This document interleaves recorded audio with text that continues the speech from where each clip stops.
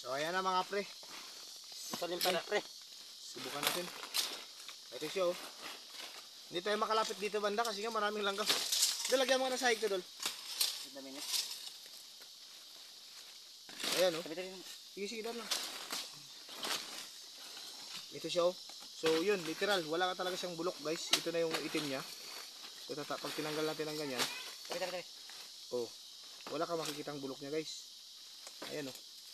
Ano sa yun? Nakita ko kaya. Eh, nagasahig pa kami. Wala ka talaga makikitang bulok. Talagang, ganito talaga siya dol, no?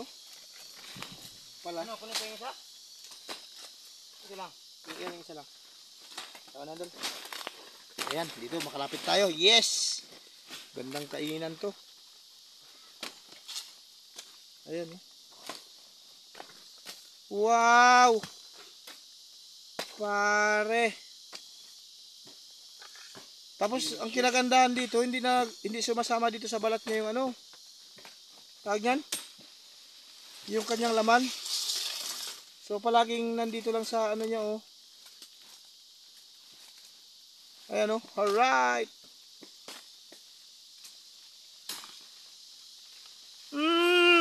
Eh. Dol, bakit matamis to, Dol?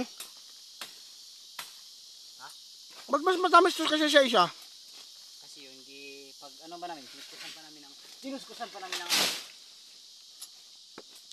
Sarap! sarap niya. Masarap ba? Tikman nyo. Kasi baka ako lang nagsasabi eh. Ano naman sabihin nila, no? Tayo lang yung kumakain dito. Ano ba yan?